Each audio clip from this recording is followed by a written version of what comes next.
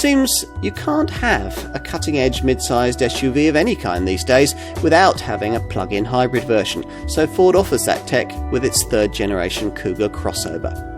There are the usual PHEV calling card features here, a 35-mile all-electric driving range, a super low benefit-in-kind taxation rating, and a rather high sticker price, built into a package that should feel a touch more dynamic than most of its rivals. Unlike the mild hybrid model in the Kuga range, which is a 2-litre diesel, this PHEV is petrol-powered. A 2.5-litre Duratec power plant is paired with a 110 PS electric motor, resulting in a useful total output of 225 PS. The electrified element of the whole setup is powered by a decently sized 14.4 kilowatt-hour lithium-ion battery, and the whole shooting match is mated to a CVT automatic gearbox. Keep the battery cells topped up, and theoretically up to 35 miles of WLTP rated all-electric driving range is quoted, although you get nowhere near that if you explore the possibility offered here of driving at up to 85 miles an hour on battery power alone. With the full powertrain working, 62 from rest takes 9.2 seconds en route to 124 miles an hour. Handling, it's not quite as sharp as more conventional Kugas, but it's vastly more involving than directly comparable SUV crossover plug-in hybrid rivals. You'll need to get your head around all the drive modes, as well as the usual normal, eco and sport settings. There are also slippery and deep snow sand modes, which is a bit curious because unlike its PSO Group plug-in rivals, this Kuga can only be had with front-wheel drive in PHEV form.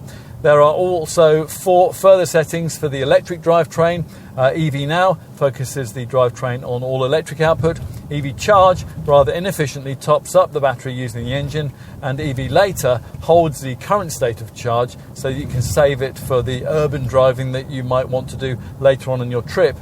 Most of the time, though, you'll be simply leaving the car in EV Auto, where the clever electronics determine the most efficient use of engine and battery power.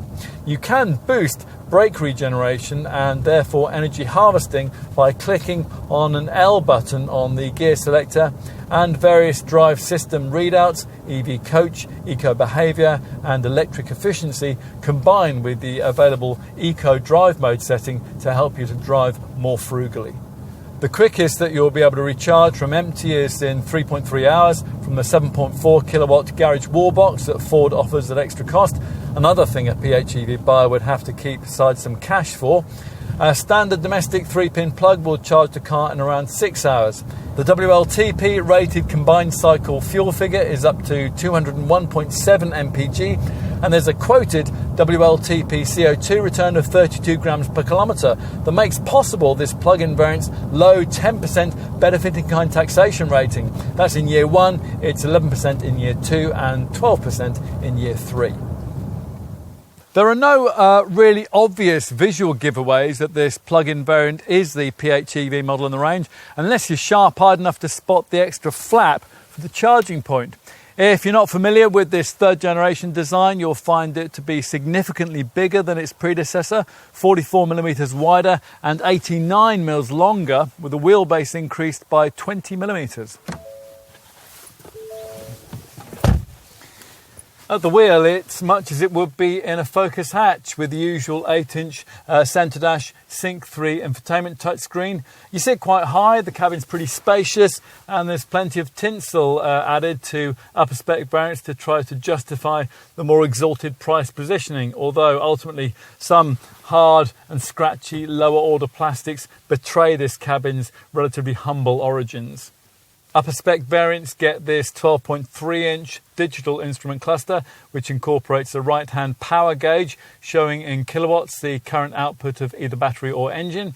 In between the two main dials is a customizable section into which you can add various EV-orientated readouts. The rear bench hasn't been compromised by battery placement, as is the case with some PHEV models, and it reclines for greater comfort, and it also slides over a range of 150mm, allowing you to choose between legroom and luggage space behind. Talking of luggage space, let's look at that. This third generation Kuga model's C2 platform was designed around an electrified remit, but cargo capacity is still significantly reduced by the plug-in package, down from 475 to 411 litres.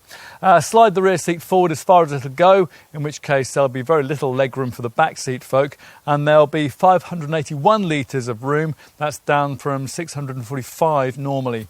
Flatten the 60/40 split folding bench, and there's 1,481 litres of total capacity to the window line. This Kuga certainly required wider appeal if it was to expand its market share and push itself up market, and this third generation model's extra full hybrid drivetrain options delivered just that. Just because your next family car might need to be in some way electric, it doesn't have to feel like some kind of domestic appliance. Ford knows how to create something better, and it shows with this car.